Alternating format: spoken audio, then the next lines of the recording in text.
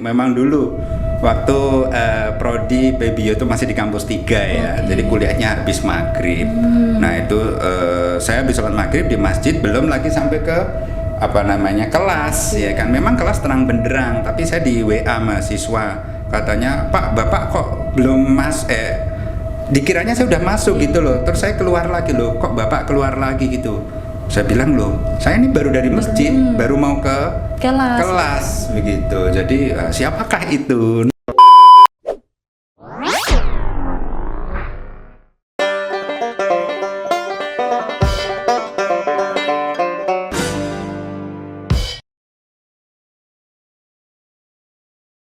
Assalamualaikum warahmatullahi wabarakatuh. Halo cendekiawan hayati, saya Kak Ika. Sekarang saya akan mengobrol atau berbincang santai dengan salah satu bintang kita yang luar biasa, yaitu ada Bapak Irfan, MSc PSD. Kali ini kita akan membahas dengan topik di balik layar profesi dosen. Di sini kita akan mengupas tuntas secara lebih detail mengenai pengalaman dosen, kemudian profesi dosen, tantangan, suka duka, dan hal-hal yang tidak banyak diketahui oleh orang. Baik, di sini saya sudah bersama beliau atas nama Bapak Irfan Yunianto, MSc PSD. Assalamualaikum Bapak. Waalaikumsalam warahmatullahi wabarakatuh. Bagaimana Bapak kabarnya hari ini? Alhamdulillah, terima kasih Mbak Ika sudah diundang di podcast ini. Ya, baik ya Pak, kabar Bapak hari ini? Alhamdulillah Mbak Ika baik sendiri ya, bagaimana? Alhamdulillah saya baik juga Bapak. Oke. Baik Bapak, sebelum kita melanjutkan obrolan kita lebih dalam nih Pak, kata orang tuh tak kenal maka tak sayang Pak. Iya, tak kenal maka ta'aruf. Bukan gitu ya. Nah, sebelum melanjutkan obrolan selanjutnya, mungkin Bapak boleh dong memperkenalkan kepada Sobat Cendekia Hayati di rumah supaya lebih akrab dengan kita dan Bapak. Baik, ya ini perkenalan singkat ya. Kalau perkenalan panjang nanti durasi kita habis gitu ya. Oke, jadi saya Irfan Yunianto. Saya sebagai salah seorang dosen tetap di Prodi Pendidikan Biologi UAD. Saya mengampu beberapa mata kuliah wajib seperti anatomi fisiologi manusia, kemudian beberapa mata kuliah pilihan seperti teaching biology in English, kemudian beberapa mata kuliah juga di luar prodi seperti biologi kesehatan dan biologi reproduksi yang merupakan bidang keilmuan saya. Oke, keren sekali ya Bapak, profil Bapak sangat luar biasa sekali menjadi seorang dosen tetap di Universitas Ahmad Dahlan, khususnya mengajar di Prodi Pendidikan Biologi ya Pak. Ya. Oke, mungkin untuk pertama ini saya akan menanyakan ringan-ringan saja dulu ya Pak, yang beratnya nanti di belakang aja. Oke, siap. Oke, untuk pertanyaan pertama itu apa sih Pak yang paling menyenangkan jadi dosen menurut Bapak? Ya, banyak hal yang menyenangkan ya, begitu juga dukanya ya. Tapi dukanya nanti aja ya setelah podcastnya selesai. Ya, gitu boleh ya. Oke, yang pertama, yang paling utama juga yang menyenangkan bagi seorang dosen adalah ketika berjumpa dengan mahasiswa, begitu. Kenapa? Karena mahasiswa itu sesungguhnya juga merupakan sumber ilmu bagi kami. Bukan hanya kami ya atau dosen yang menyampaikan ilmu di depan mahasiswa, namun juga kami belajar banyak hal dari mahasiswa, begitu. Dan juga karena mahasiswa ini kan masih muda ya, jadi semangatnya untuk belajar, semangatnya untuk mengembangkan diri, skill, keilmuan segala macam itu juga turut menginspirasi kami. Gitu. Jadi itu yang pertama. Yang kedua juga dosen ini merupakan profesi dengan kesempatan untuk mengembangkan diri yang sangat besar ya secara keilmuan, expertise dengan berbagai program kegiatan, workshop dan sebagainya. Di samping juga jejaring yang luas hingga tingkat internasional ya seperti di Prodi Pendidikan Biologi itu yang sudah banyak menjalin kerjasama dengan berbagai institusi dalam dan luar negeri. Nah ini membuat kami ya semakin semangat begitu sebagai seorang dosen. Oke, keren sekali ya Pak. Jadi banyak banget motivasi-motivasi yang dapat Bapak ambil nih ketika menjadi dosen di Prodi Pendidikan Biologi. Betul. Oke Pak, untuk selanjutnya nih Pak, Bapak kan sebagai seorang dosen, tentunya banyak pekerjaan yang Bapak ampu dan kemudian penelitian dan lain sebagainya. Itu kan pasti membuat kita stres ya Pak. Nah untuk cara Bapak menghadapi kesetresan itu bagaimana Pak? Baik. Jadi sebetulnya kita terlalu banyak pekerjaan itu stres, tapi kita nggak ngapa-ngapain juga stres gitu ya. Jadi lebih baik kita stres karena banyak kegiatan, banyak pekerjaan yang bermanfaat. Namun tentu secara manusiawi kita perlu melakukan berbagai upaya untuk mengatasi stres tersebut ya. Di sini bisa berarti stres psikologis maupun stres fisiologis begitu. Nah, kalau saya pribadi saya sangat menekankan kepada keseimbangan ya, work and life balance, keseimbangan antara pekerjaan dan kehidupan. Yang kedua juga keseimbangan secara fisik, jasmani, rohani begitu. Itu saya kira bisa sangat penting ya bagi kita untuk selalu bekerja dengan baik begitu ya. Bahkan kalau saya pribadi itu juga mewajibkan olahraga secara rutin, Mbak. Nah, karena ini dalam dunia biologi ya, fisiologi, olahraga yang rutin itu bisa membantu kita untuk memproduksi hormon endorfin ya, yang merupakan hormon senang, bahagia, gembira, bahagia gitu ya. Sekaligus juga menekan produksi hormon kortisol yang merupakan hormon stres yang sifatnya katabolik begitu. Nah, jadi saya kira itu versi saya, Mbak ya, untuk mengatasi stres. Oke, Pak. Itu terkait kesehatan juga bisa dikaitkan dengan refreshing tersebut ya, Pak ya. Betul sekali. Betul. Kalau misalkan Bapak lagi stres nih, Pak, terus tahu-tahu Bapak ada jadwal ngajar 3 kelas sekaligus dalam sehari, itu apakah Bapak tambah stres atau bagaimana Pak menghadapi mahasiswa-mahasiswi yang ada di kampus gitu, Pak? Ya, dan ini memang sering terjadi, Mbak. Artinya kita sedang banyak kegiatan, banyak deadline ya.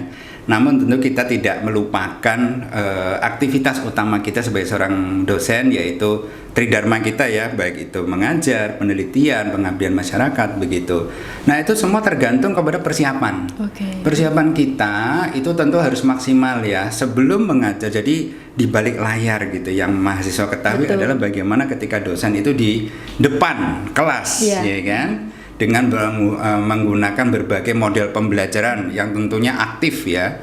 Kalau saya pribadi, saya memang lebih banyak menekankan pembelajaran aktif itu yang mendukung mahasiswa untuk dapat berpikir kritis atau HOTS gitu ya. Kalau Mbak Eka tentu tahu ya, taksonomi Bloom sampai level C6, 7, 8, 9, 10 overdosis.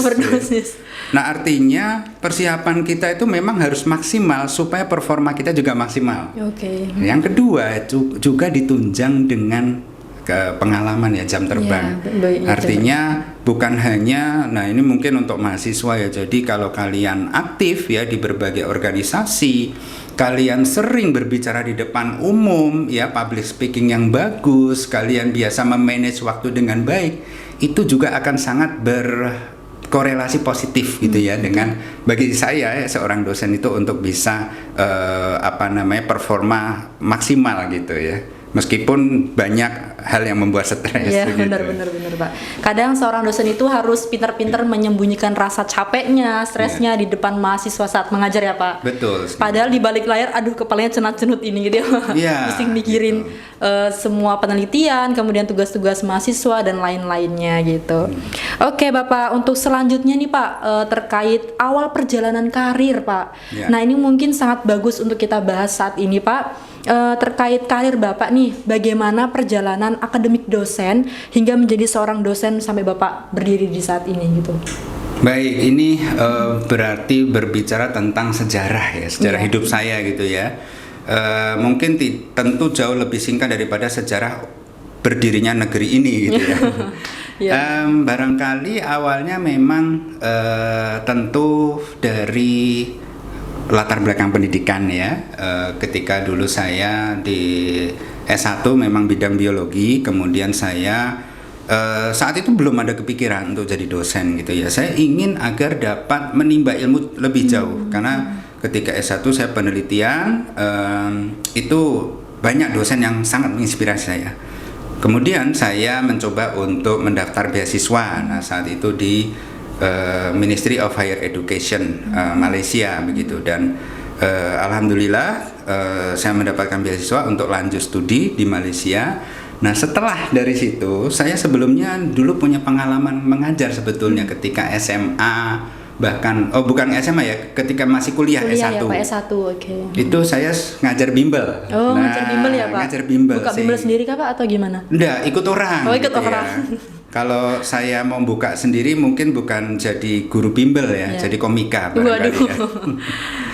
Nah, jadi saya memiliki passion mengajar itu mungkin dari situ awalnya ya, meskipun dulu cita-cita saya utamanya itu belum menjadi seorang dosen ya, karena ya dulu kan tentu sangat dipengaruhi oleh background keluarga, orang tua begitu ya. Saya sangat bersyukur sekali saya dilahirkan di ayah saya yang memiliki background kesehatan, seorang dokter, seorang prajurit juga angkatan udara. Kemudian ibu saya seorang hakim begitu. Sehingga saya dulu wah, kalau jadi tentara keren nih, pengen jadi pilot saya. Waduh. Gitu kan. Tapi saya lihat pilot udah banyak di kelas-kelas bolpen ya, caranya pilot. Jadi mungkin saya nggak laku kalau jadi pilot, ya kan?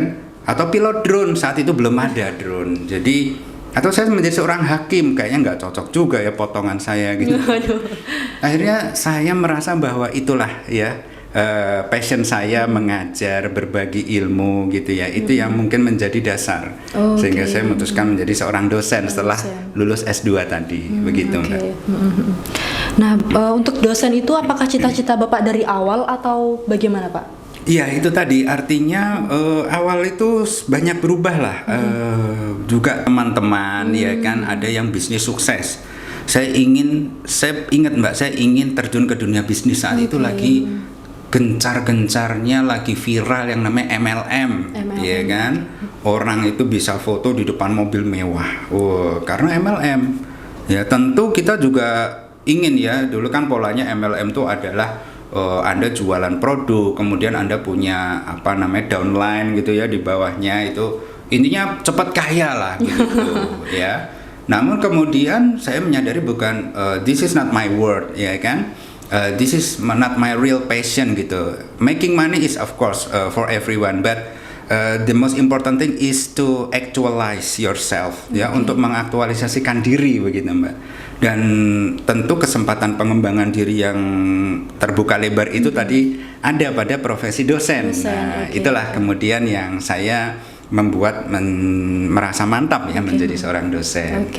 Keren sekali ya Pak, luar biasa. Dari motivasi orang tua, kemudian dari teman-teman juga, akhirnya Bapak memutuskan untuk menjadi seorang dosen ya Pak ya. Iya. Tadi saya dengar Bapak ada ini ya Pak, kuliah di luar negeri juga ya Pak ya, dengan beasiswa di Malaysia tadi saya dengarkan Pak. Nah, itu mungkin Bapak bisa menceritakan nih kepada sobat cendekiawan Hayati di rumah, kok Bapak bisa sampai ke sana gitu, kok berani gitu sampai sana, dan atas dasar apa Bapak bisa melanjutkan studi ke luar negeri gitu? Mungkin bisa diceritakan Bapak. Iya, baik. Saya sangat bersyukur. Dulu awal tentu saya takut ya. Saat itu kan belum seperti sekarang, semua serba online ya. Paparan informasi juga sekarang jauh lebih luas ya kan. Dulu masih cukup terbatas begitu. Namun saya ingat tahun 2004 itu saya pernah diajak oleh ayah saya pergi ke Singapura karena ayah saya memang menghadiri simposium begitu. Jadi nggak tahu gimana ceritanya, ada satu seat kosong lah, terus saya diajak, saya mau sekali gitu naik pesawat ya Pak? Naik pesawat ya. Naik sepeda jauh Mbak, lama ya kan. Jadi saya itu adalah my first experience ya kan, going abroad di Singapura. Saya lihat ternyata Singapura yang merupakan tetangga kita itu sudah sangat berbeda jauh begitu. Bagaimana kotanya sangat bersih, sangat disiplin gitu ya. Waktu itu of course my English was very limited. Saya kemampuan bahasa Inggris saya sangat terbatas gitu kan. Tapi orang Singapura juga bisa bahasa Malaysia gitu ya. Saya mencoba membeli sesuatu di sana dengan berbahasa Inggris. Saya membeli buku bekas ya kan. Itu saya melihat Indonesia ini udah sekian tahun loh merdeka, tapi negara sebelah itu kok nampaknya lebih canggih, lebih maju ya Pak. Nah itu kemudian menginspirasi saya kepingin S2 di luar negeri. Jadi jujur Mbak Ika ya, IPK ini buka-bukaan ya. Saya nggak nyebut angka, IPK saya tuh nggak bagus-bagus amat. Tapi bagus banget ya Pak. Sekedar cukup untuk melamar beasiswa itu. Jadi yang saya kejar adalah TOEFL saat itu. Begitu saya lulus S1, saya kursus TOEFL 6 bulan. Ya kan? Saya kejar nilai minimal TOEFL yang disyaratkan ya 550 saat itu ya. Nggak tahu, mungkin sekarang 551 barangkali ya, nambah 1 poin. Nambah 1. Terus saya meng-apply, saya melamar. Dulu belum online, saya harus kirim lewat pos ya kan, sehingga mendapatkan kesempatan untuk beasiswa studi S2 di Malaysia. Dan memang betul saya mendapatkan pengalaman hidup yang sangat kaya ketika saya berada di luar negeri. Dan bahkan saya bisa melihat bagaimana negara saya itu berkembang dari jauh begitu ya. Dan itu barangkali juga yang menginspirasi saya ketika saya menjadi seorang dosen untuk kemudian lanjut studi di S3 gitu ya. Saya juga melamar beasiswa, alhamdulillah ya di LPDP saat itu memang ada skema BUDI namanya, beasiswa unggulan dosen Indonesia. Waktu saya belum ada, jadi saya ikut umum BPI sama anak-anak yang jauh lebih muda, jauh lebih pinter. Tapi saya senang karena ada satu yang jauh lebih tua dari saya. ada yang paling tua lagi. Betul. Jadi beliau yang lebih tua aja bisa. Masa saya nggak bisa gitu ya. Kalau anak-anak muda kan lebih semangat, lebih pinter, akses informasi lebih luas. Mereka kalau lebih lancar wajar gitu ya. Lah ini saya merasa aduh udah tua tapi ya nggak tua-tua amat lah. Masih gitu. ada yang lebih tua lagi ya Pak. Iya. Barangkali saya juga sangat menyarankan gitu ya, mahasiswa itu membuka open mind ya, wawasan, bukan hanya dalam level lokal, namun juga level internasional begitu. Internasional. Oke Pak, terkait untuk dukungan orang tua itu bagaimana Pak? Biasanya kan ada orang tua yang takut anaknya jauh dari kedua orang tuanya gitu, mungkin ada alasan tersendiri dari Bapak untuk memutuskan pendidikannya di luar negeri sana gitu. Ya, alhamdulillah saya sangat bersyukur ya, orang tua saya sangat mendukung begitu, dan juga mereka memfasilitasi. Jadi saya kalau boleh jujur nih Mbak Ika, itu saya di S2 itu cukup lama ya, riset saya full lab ya, di lab itu saya kalau beasiswa S2 itu kan biasanya setahun 2 tahun rampung begitu. Saya lebih dari itu, sehingga saya juga harus membiayai diri saya sendiri, juga disupport oleh orang tua, itu luar biasa. Artinya memang pendidikan itu juga harus mendapatkan support begitu. Oke, baik Bapak. Untuk selanjutnya nih Pak, tadi kan sudah membahas terkait studi Bapak di luar negeri ya Pak ya. Nah sekarang saya mau tahu nih Pak lebih dalam lagi terkait aktivitas di balik layar Bapak menjadi seorang dosen nih Pak. Kan tentunya ada prepare atau persiapan untuk kuliah dan riset dan lain sebagainya. Nah itu mungkin persiapan Bapak tuh untuk menyiapkan hal tersebut bagaimana ya Pak? Ya. Ini kata kunci yang penting gitu ya. Bahkan ada suatu peribahasa yang mengatakan if you fail to plan, cakep. Oh ya, ulangi boleh ulangi lagi Pak ya. If you fail to plan, cakep. You plan to fail. Mantap. Oke, keren. Artinya itu ya Mbak ya. Jadi kalau Anda gagal merencanakan, maka Anda merencanakan kegagalan. Jadi you need to plan ya, for everything you do. If you want to everything to work well, itu memang harus direncanakan. Iya, betul, Pak. Termasuk pembelajaran, baik itu di kelas, penelitian, namun dengan berbagai aktivitas dan waktu yang singkat, ini perlu strategi. Oleh karena itu, salah satunya adalah kolaborasi. Jadi bukan hanya mahasiswa ya berkolaborasi, namun juga dosen itu juga berkolaborasi dengan kolega, bahkan dengan mahasiswa. Itu sangat penting.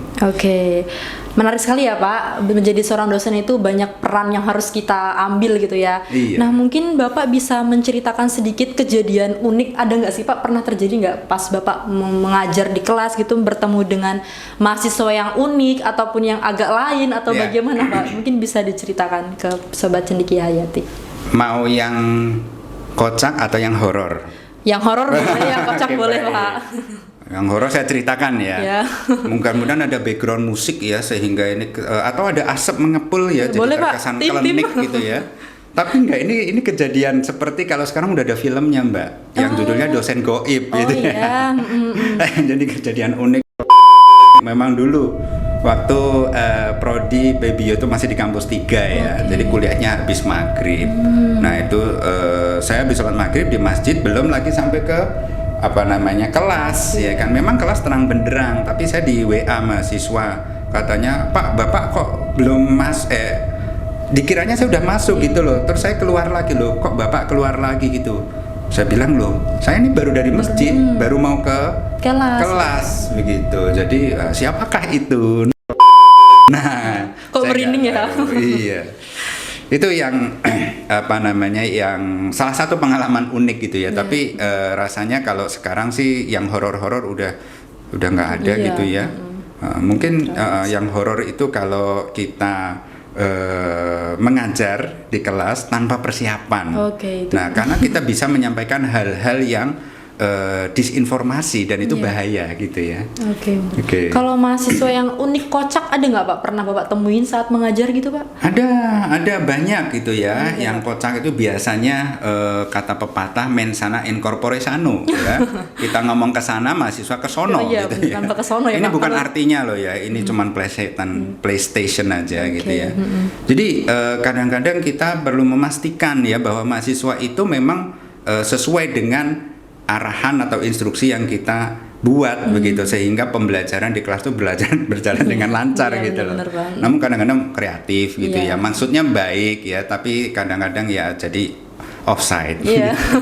Oke Bapak, jadi seringkali Bapak menemukan mahasiswa yang seperti tadi ya Pak ya, yang kocak, unik, ada yang cerdas, pintar, kreatif dan lain-lain ya Pak ya. Iya, begitulah. Oke, nah tadi kan terkait bagaimana Bapak menghadapi mahasiswa di kelas ya Pak ya. Kalau misalkan Bapak kan seorang dosen nih, tentunya banyak pekerjaan nih Pak yang Bapak ambil, Bapak ampu dan lain sebagainya, entah bimbingan mahasiswa, skripsi, penelitian, pengabdian dan lain sebagainya. Nah itu cara menjaga keseimbangan Bapak antara mengajar, keluarga itu bagaimana Pak? Kan kadang ada keluarga yang ayo kita refreshing, jalan-jalan, kan pokoknya pasti seperti itu. Nah cara Bapak tuh bagaimana menyeimbangkan itu semua? Itu tantangan yang sangat besar ya, tapi itu memang memerlukan strategi ya. Jadi artinya kita harus planning tadi ya, planning itu penting. Jadi kita juga memiliki batasan di mana karena keluarga juga memiliki hak atas diri kita gitu ya. Sebagaimana mahasiswa, bapak ibunya juga punya hak yang harus dipenuhi gitu kan. Nah itu jadi kalau ditentu ya di weekend itu kami selalu memprioritaskan keluarga. Oke, gitu. Keren sekali ya Bapak. Harus ada planning nih, kita tulis hari ini mau ngapain, oh besok mau ngapain lagi gitu. Jadi bahkan kalau perlu di planning Mbak mau sakit kapan. Waduh, gitu ya. Kalau bisa sehat terus ya Pak. Amin, insya Allah ya. Tapi kalau ternyata sakit juga ya kita tetap planning, jangan kan sehat itu kan kadang-kadang adalah kondisi yang kita nggak bisa hindari supaya kita rehat, begitu. Benar-benar Pak. Iya. Oke. Baik Pak, terkait hal selanjutnya nih Pak, tantangan dan harapan Bapak sebagai seorang dosen. Oke, untuk yang pertama itu kan saat ini kita melihat perkembangan teknologi yang begitu pesat ya Bapak. Bagaimana di era pendidikan saat ini sudah dilumuri semua dengan adanya teknologi. Nah, terkait teknologi tersebut yang masuk ke dalam pendidikan, kira-kira menurut Bapak bagaimana? Apakah dengan teknologi tersebut dapat membantu aktivitas kita? Kan kadang sudah keberkebutuhannya tuh teknologi terus gitu. Betul. Pak, tergantung dengan teknologi itu. Contohnya adalah penggunaan AI atau kecerdasan buatan yang kadang ini disalahgunakan ya, sehingga mahasiswa terlalu bergantung pada AI. Betul sekali. Kami justru menggunakan AI, namun kita berikan panduan dan kita berikan batasan. Contohnya adalah mahasiswa dengan AI dia bisa menyaring informasi yang betul dan yang salah. Jadi ada klaim, kita minta mahasiswa mencari evidence-nya apakah klaim itu betul atau salah, dan kita minta mereka untuk menjelaskan reasoningnya ya, atau alasan ilmiahnya seperti apa. Jadi dengan demikian kita bisa menggunakan teknologi untuk meningkatkan keterampilan berpikir kritis mahasiswa.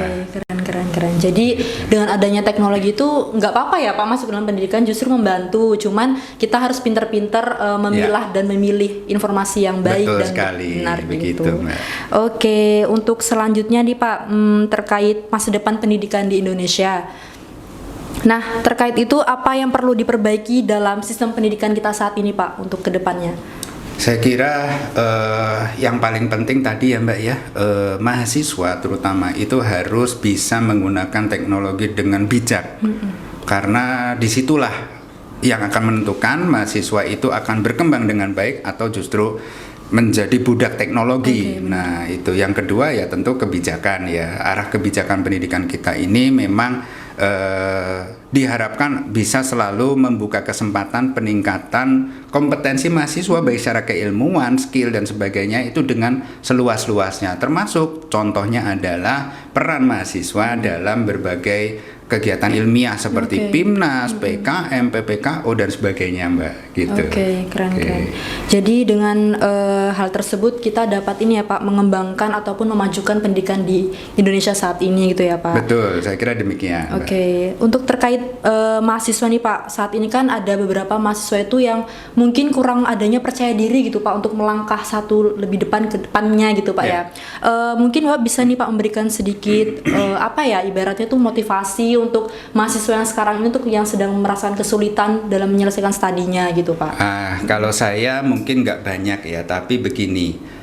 Satu, yakinlah ketika Anda menjumpai masalah, Anda bukanlah orang pertama yang mendapatkan masalah tersebut. Jadi, if others can do it, then you can do it as well. Ya kan? Yang kedua, percaya diri itu resepnya apa sih? Percaya diri itu ada resepnya, you have to experience it. Pengalaman Anda ya, harus Pak. Anda harus mengalami itu dulu. Ya kan, bagaimana mungkin Anda membangun percaya diri tanpa mengalami sesuatu. Dan mengalami sesuatu itu bisa menjadi dua hal, which is opportunity and challenges. Jadi you have to go through it. Kalau Anda mendapatkan opportunity, Anda at the same time Anda mendapatkan challenges, itu berarti Anda berada di jalan yang lurus. Anda mendapatkan kesempatan untuk mengembangkan diri, untuk memanage diri Anda sehingga Anda menjadi manusia dengan kapasitas yang lebih baik, dan tentunya bukan hanya percaya diri ya, tapi juga tentu kemampuan yang lebih tinggi lagi. Begitu. Sangat keren sekali ya Pak. Kemudian ini Pak, mungkin Bapak bisa merealisasikan kembali kalau misalkan Bapak nih bisa kembali lagi ke saat kuliah itu, Bapak mau melakukan hal apa Pak? Wah, ini seperti mesin waktu gitu ya. Tapi barangkali banyak ya. Kalau saya ditanya, Pak, if you can turn back time, ya kan? Satu, saya nggak mau ngawang-ngawang. Satu, saya ingin berbuat lebih baik bagi orang tua saya, ayah dan ibu saya, gitu ya. Jadi kalau mahasiswa yang masih ayah ibunya utuh, itu rezeki bagi Anda. Pintu surga Anda di situ. Yang kedua, saya ingin mendapatkan kesempatan seluas-luasnya untuk mengembangkan keilmuan dan skill saya lagi, begitu. Cuman ya sekarang it is what it is ya. This is who I am now. Jadi ya yang bisa kita lihat, keep going forward. Whatever opportunities, we need to take it. Ya kan, as long as it is positive for our self development, gitu Mbak.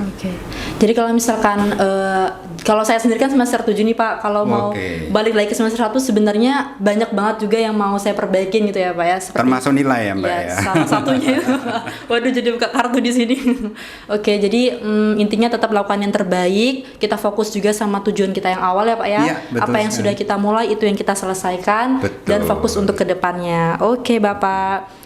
Mungkin itu saja Bapak yang dapat kita bicarakan hari ini. Tapi sebelum penutupan saya ada sedikit kuis nih Pak dan sedikit game gitu. Tapi nggak berhadiah, nggak apa-apa ya Pak? Baik, nggak apa-apa. Nah, di sini saya ada sedikit games nih Pak. Tapi ini ringan aja sih Pak, nggak terlalu berat. Nah, di sini ada saya menyediakan 3 pertanyaan. Ini ada, bisa Bapak pegang? Baik. Itu bukan untuk kipas ya Pak? Nah, itu ada tulisan pernah dan tidak pernah Pak. Dibalik. Nanti kalau misalkan saya menjawab saya memberikan pertanyaan kepada Bapak, pernah atau tidak pernah, Bapak tinggal menunjukkan ke kamera pernah atau tidak pernah, begitu. Tidak pernahnya dibalik. Dibalik aja Pak. Ini tulisan Bapak. Gini ya. Bukan gitu Pak. Seperti itu ya Pak. Pertanyaannya ada 3. Sudah siap Pak? Bismillah. Bismillah ya. Padahal nggak dapat tadi ya Pak ya, nggak apa-apa. Untuk pertanyaan yang pertama nih Pak, saat Bapak kuliah S1, S2 atau S3, pernah atau tidak Bapak bolos kuliah? Ini jujur ya Pak? Jujur. Kipas. Kipas dulu ya? Pernah. Pernah. Jadi Bapak pernah juga bolos ya Pak? Pernah. Kalau kata orang itu, saya manusia bukan nabi boy gitu ya? Pernah. Dosanya juga pernah bolos. Untuk yang kedua Pak, sudah siap? Siap. Atau mau tarik nafas dulu Pak? Baik. Yang kedua, pernah atau tidak Bapak mengulang mata kuliah saat S1, S2, S3? Pernah. Ternyata seorang dosen pernah loh teman-teman. Waktu S1 Mbak, S2, S3 nggak ada kuliah soalnya. Benar juga ya. Benar-benar. Untuk yang terakhir Bapak, yaitu belum ya? Belum Pak, belum saya kasih pertanyaannya. Pernah atau tidak Bapak itu ketawa sendiri saat membaca jawaban mahasiswa yang absurd? Sudah ketawa duluan. Jawaban UAS atau pernah ya Pak? Oke. Sering. Oh sering ya. Nggak ada yang curhat soalnya. Oh, ada yang curhat juga ya, Pak? Jadi nggak bisa jawab, malah dia curhat gitu. Oh, jadi ya. lembaran itu bukan saya hanya ketawa, tapi akhirnya saya merasa terharu gitu. Mbak. Terharu ya Pak? Terharu. Oke. Gitu. Oke gitu ya Pak. Ada 3 pertanyaan mungkin sudah cukup. Saya rangkum kembali atas podcast kita hari ini, yaitu tentang cara mengelola manajemen waktu untuk kita yang sebagai mahasiswa agar bisa mengelola kedepannya bagaimana. Kemudian adanya planning ya Pak. Betul. Planning itu sangat penting banget untuk kita untuk melanjutkan ke yang selanjutnya gitu. Kemudian untuk yang kita sebagai mahasiswa harus tetap semangat dan jangan mudah menyerah, karena masa depan kita harus kita susul dengan secerah mungkin gitu ya Pak. Iya, Oke. betul. Baik Bapak, mungkin bisa nih Pak satu kata buat podcast Prodi Pendidikan Biologi hari ini. Satu kata. Satu kata ya? Iya. Keren banget, mau deh diundang lagi. Waduh, itu banyak kata ya. Oke, nggak apa-apa. Oke, terima kasih Sobat Cendekiawan Hayati podcast kita hari ini. Jangan lupa saksikan kembali podcast selanjutnya. Kami akhiri. Wassalamualaikum warahmatullahi wabarakatuh. Waalaikumsalam.